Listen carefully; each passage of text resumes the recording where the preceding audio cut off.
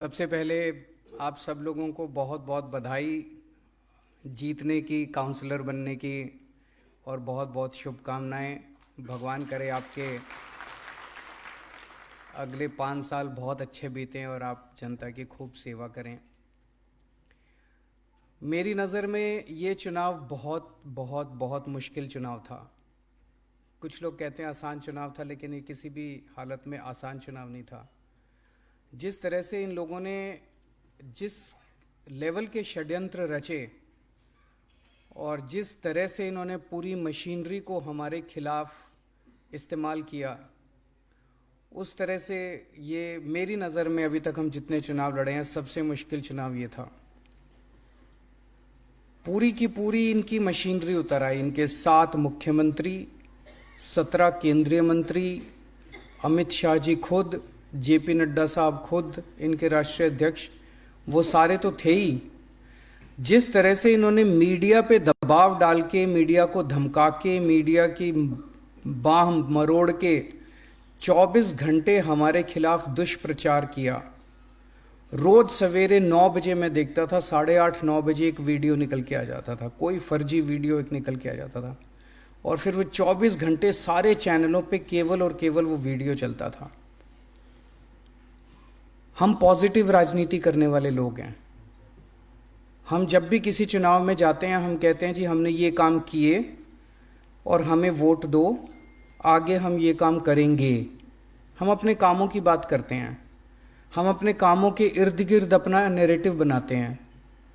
हमें तो नैरेटिव बनाने ही नहीं दिया इन्होंने। हम सोचते थे हम 10-11 बजे प्रेस कॉन्फ्रेंस करके आज ये कहेंगे कि हमें वोट दो, हम कूड़े के पहाड़ हटाएंगे। पता चलता था 8:30 बजे ही कोई वीडियो आ गया, वो 24 घंटे वीडियो ही चल रहा, हमारी प्रेस कॉन्फ्रेंस तो चलती ही नहीं थी। इतने वीडियो लेके आए, इतने फर्जी वीडियो लेके आए। तिहाड़ जेल के किसी ठग को पकड़ लिया, उससे चिट्ठियों पे चिट्ठियां लिखवा रहे हैं। कभी सतेंद्र जैन को जेल में डाल दिया, कभी मनीष सिसोदिया के खिलाफ फर्जी केस कर दिए, कभी कैलाश गहलोत के खिलाफ फर्जी केस कर दिए। इतने सारे फर्जी case, CBI, ED, income tax की इतनी सारी रेड। मैं समझता हूं कि इस किस्म का युद्ध इन्होंने किसी के साथ नहीं किया जिस किस्म का युद्ध इन्होंने एमसीडी के चुनाव के दौरान किया। इन्होंने हमें बदनाम करने में कोई कसर नहीं छोड़ी। ये नहीं कहते थे कि बीजेपी वाले ये नहीं कह रहे थे कि भाई हम ईमानदार हैं और आम आदमी पार्टी वाले चोर हैं। वो ये कहते थे हम तो चोर हैं, ये भी चोर हैं, हमारे जैसे ही हैं ये भी। उनका पूरा का पूरा जो हम बार बार हर फोरम पे खड़े होके कहते हैं हम कट्टर ईमानदार हैं, ईमानदारी हमारी आइडियोलॉजी, हम कट्टर ईमानदार हैं, वो इसको ध्वस्त करना चाहते थे कि नहीं ये ईमानदार नहीं है, ये हमारे जैसे ही हैं, ये ईमानदार नहीं है, ये हमारे जैसे ही हैं। इनका पूरा का पूरा ऑपरेशन इसी के ओर था। पर जनता को बेवकूफ़ थोड़ी बना सकते हो। ये लोग सोचते थे जनता पागल है, ये लोग सोचते थे जनता को बेवकूफ़ बना लेंगे। इनका सारे दुष्प्रचार के बावजूद जनता ने आपको वोट दिया। इसका मतलब हम लोगों ने पिछले कुछ सालों में जो कमाया है, जो मेहनत की है, जनता उसको देख रही है। टीवी पे चलाते थे मनीष सिसोदिया सबसे बड़ा भ्रष्टाचारी, गली में हो रहा होता था कि बीजेपी वाले चोर हैं। गली में जनता कह रही होती थी बीजेपी वाले चोर हैं, लेंटर पे पैसा खाते हैं। मैंने देखा एक सोशल मीडिया पे किसी पत्रकार ने पूछा किसी से, कहता है जी वो मनीष सिसोदिया के खिलाफ ये आरोप लगे हैं, ये आरोप लगे, आपको क्या कहना है? वो बोला जी मेरे बच्चे का तो भविष्य बना दिया। ऐसा आदमी जो बच्चों के स्कूल अच्छे करता है वो कोई चोर थोड़ी हो सकता है। तो आप जनता को बेवकूफ़ समझते हो क्या? तो हमने जितने काम किए हैं अभी तक, और हमने अपने आचरण के जरिए जो जनता का दिल जीता है, वो ये लोग तोड़ नहीं पाए। अब इसे आगे ले जाने की जिम्मेदारी आपकी सबकी है। अगले 5 साल में कुछ ऐसा करना कि वो विश्वास और सुदृढ़ हो। ऐसा ना हो जाए कि 5 साल के बाद वो विश्वास जनता का कम हो जाए हमारे ऊपर। विश्वास और ज़्यादा बढ़ना चाहिए, विश्वास कम नहीं होना चाहिए। जनता का प्यार, जनता की मोहब्बत हमारे प्रति और ज़्यादा अगले 5 साल में बढ़नी चाहिए, वो कम नहीं होनी चाहिए। सबसे ज़्यादा दुखी जनता भ्रष्टाचार से है एमसीडी में, बहुत ज़्यादा। हर लेंटर पे पैसे लेते हैं, हर काम के पैसे खाते हैं, बहुत ज़्यादा दुखी है जनता। आप सब लोगों से हाथ जोड़ के निवेदन है, आप सब मेरे से, बहुत सारे आप में से उम्र में छोटे भी हैं, कुछ बड़े भी हैं, तो कुछ छोटे भाई बहन हैं, कुछ बड़े भाई बहन हैं। सबके भाई की तरह मैं यही कहना चाहता हूँ कि मैंने अपनी ज़िंदगी में सब कुछ देखा है। इनकम टैक्स में भी था मैं, वहाँ भी खूब पैसे कमा सकता था। उसके बाद फिर काफ़ी टाइम एनजीओ में काम किया, सुंदर नगरी की झुग्गियों में रहा। उसके बाद फिर मुख्यमंत्री बनने का मौका मिला, यहाँ भी खूब पैसे कमा सकते थे। लेकिन फिर अगर मैं पैसे कमाता तो फिर मैं कुछ भी नहीं कर पाता अपनी ज़िंदगी में। अगर आपने आगे बढ़ना है तो आपका चरित्र और आपका आचरण आपको आगे लेके जाएगा। आप अगर ये सोचो ना कि मैं पैसे कमा लूं और किसी को पता नहीं चलेगा, सब पता चल जाता है सबको। और किसी को पता ना चले, ऊपर वाले को तो पता चलता ही है कि नहीं है? भगवान को तो मानते होगे, तो ऊपर वाले को तो पता चलता है जो भी करते हो। ये मान लेना कि अगर पैसे खाने चालू कर दिए तो ये आपका आखिरी मौका है जिंदगी का। भगवान ने आपको मौका दे दिया, आम आदमी पार्टी ने टिकट दे दी, जनता ने आपको जिता दिया। अब यहाँ से आगे का रास्ता आपके ऊपर है। ईमानदारी से काम करोगे, सेवा करोगे, बहुत आगे तरक्की करोगे। और अगर इसी बार लालच में पड़ गए तो ये सोच लेना अगली बार टिकट भी गई और जनता भी गई, सब कुछ गया। उसके बाद बस ये 5 साल ही हैं, उसके बाद और कुछ नहीं है। दूसरी चीज, जो आदमी पैसे खाता है ना वो काम नहीं कर सकता। मैंने तो ये देखा है। एक बार ये लत होती है। मैं आपको एक छोटी सी कहानी सुनाता हूँ। मैं विपश्यना में जाता हूँ। विपश्यना में जब आदमी जाता है तो धीरे धीरे कई सारे उसके ऐब छूटते जाते हैं। तो मेरा एक इनकम टैक्स में मेरा एक दोस्त होता था, वो भी मेरे साथ विपश्यना में जाने लगा। तो वो सिगरेट पीता था, सिगरेट छूट गई। दारू पीता था, दारू छूट गई। वो इधर उधर लड़कीबाजी करता था, वो भी छूट गया। पैसे लेना नहीं छूट पाया उसका। छोड़ना चाहता था, छूटा नहीं। मैंने पूछा उससे, कहता है जब भी मेरे सामने कोई इनकम टैक्स पेयर आके बैठता है, एसएससी आके बैठता है, कहता है मेरा शरीर कांपने लग जाता है अपने आप, खुद ब खुद। वो लत लग गई थी उसको। इतनी गंदी लत है ये पैसे की, इतनी गंदी लत है, ये छूटती नहीं है, बड़ी मुश्किल से छूटती है। इस लत को मत लगा लेना, नहीं तो बर्बाद हो जाओगे। आप भी बर्बाद होगे, आपके बच्चे भी बर्बाद होंगे।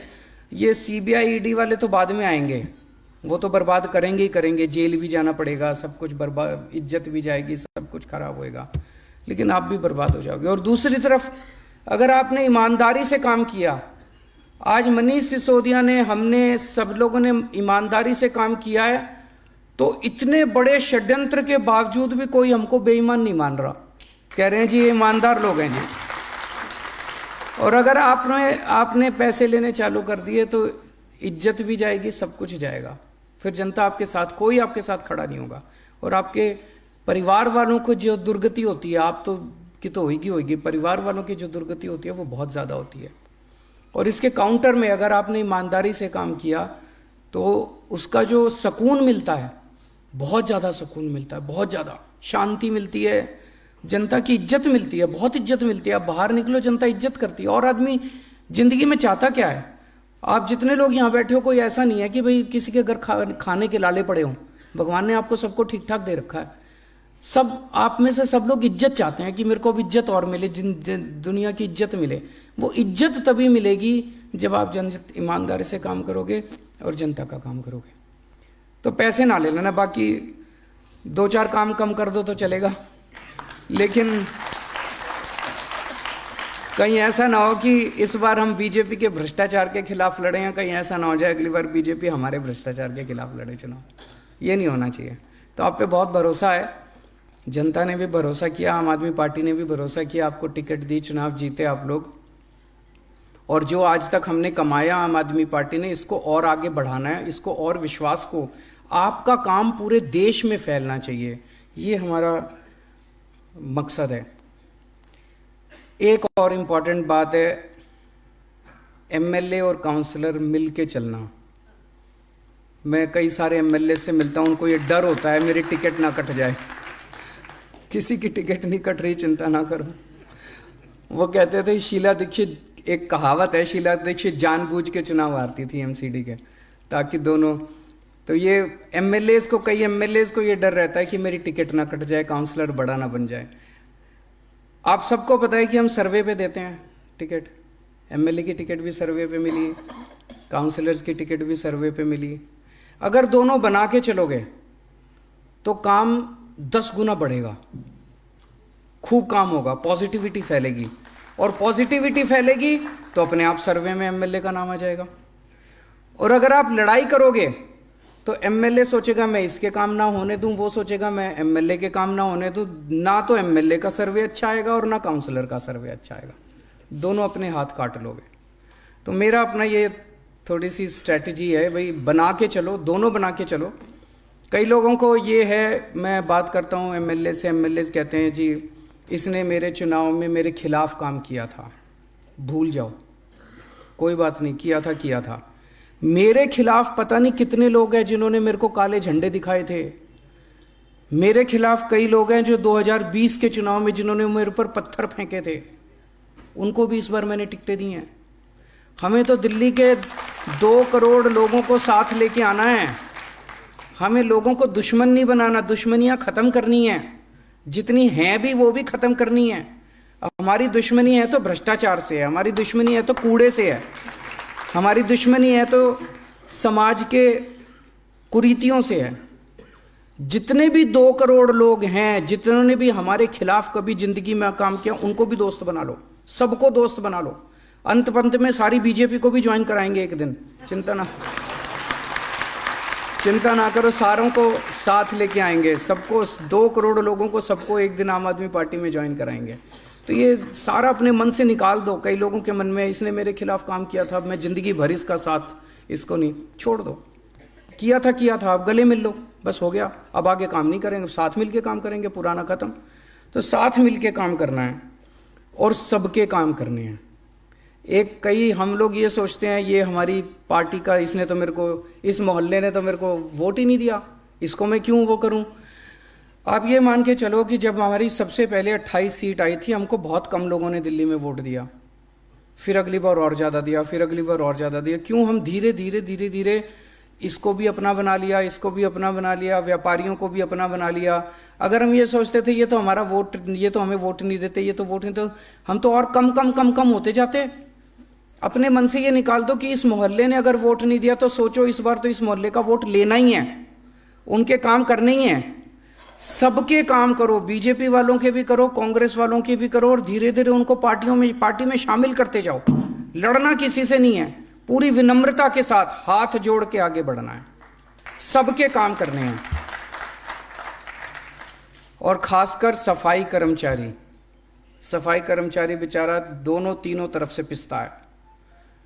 जनता भी उसके पीछे पड़ी रहती है, उसको तनख्वाह भी टाइम पे नहीं देते। तनख्वाह आप टाइम पे दिलाएंगे, मैंने बोला है तनख्वाह टाइम पे दिलाएंगे, लेकिन उनको साथ लेके चलना, उनको दोस्त बनाना, उनको शादी ब्याह में मदद करना, शादी ब्याह में जाना, उनको अपना परिवार का हिस्सा बनाना, और उनको साथ लेके चलोगे। देखो वो बड़े इमोशनल लोग हैं, उनको साथ लेके चलोगे, वो आपका नाम ऊंचा करेंगे, आपका काम अच्छा करके दिखाएंगे।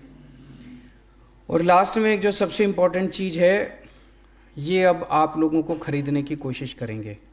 ऑलरेडी फ़ोन आने चालू हो गए हैं, कुछ लोगों के पास फ़ोन आए हैं, किसी को कह रहे हैं 10 लाख ले लो, किसी को कह रहे हैं 50 लाख ले लो, हमारे पक्ष में वोट डाल दो। मुझे पूरी उम्मीद है आप में से कोई नहीं बिकने वाला, एक आप में से हीरा है, मेरे को पूरी उम्मीद है, लेकिन इनको एक्सपोज करना भी ज़रूरी है। तो अपने अपने फ़ोन रिकॉर्डिंग पे लगा लो, जो भी फ़ोन आए रिकॉर्ड हो जाएगा, तो रिकॉर्डिंग पे लगा लो, रिकॉर्ड कर लेना। और अगर कोई आके मिले तो धीरे से अपना फ़ोन की रिकॉर्डिंग ऑन कर देना, चाहे ऑडियो रिकॉर्डिंग ही ऑन कर लेना, इनको रिकॉर्ड कर लो, इनको एक्सपोज करना। तेलंगाना का देखा था आप लोगों ने, तेलंगाना में किस तरह से ये एमएलए खरीदने गए थे, देखी थी आप लोगों ने वो वीडियो आई थी। उसमें ये भी कह रहे थे दिल्ली के हमने 40 एमएलए खरीद लिए, तो 100 करोड़ रुपए तेलंगाना के एमएलए, तेलंगाना की सरकार गिराने के, उन्होंने रिकॉर्डिंग कर ली इनकी सारी, और ये फंस गए। और इसमें सारे बड़े बड़े नेताओं के नाम ले रहे थे। तो अगर कोई भी आए आपके पास, सबकी रिकॉर्डिंग कर लो, और रिकॉर्डिंग करके इनको एक्सपोज करेंगे। इनकी कुरीतियां जनता के सामने लाना बहुत जरूरी है। और अगर किसी के पास भी फोन आए, कोई मिलने आए, तुरंत अपने कोऑर्डिनेटर को बता देना। अभी जो मनीष जी ने बताया, आतिशी, दुर्गेश, सौरभ, आदिल जो हैं, इनमें से जैसे ही आपके पास आपके एमएलएज भी हैं, अपने एमएलएज के भी संपर्क में रहना। और अगर कोई जरूरत पड़े तो इनको भी बता देना, अपने अपने एमएलए को बता देना या ऊपर बता देना, उनको जरूर बता देना, ताकि इसके ऊपर हम तुरंत एक्शन ले सकें। आप लोग सब लोग का अगले 5 साल खूब अच्छे बीते हैं। आप लोग खूब एंजॉय करो काम करना, जनता के खूब आपको आशीर्वाद मिले, ऐसे मैं प्रभु से कामना करता हूँ। बहुत बहुत शुक्रिया।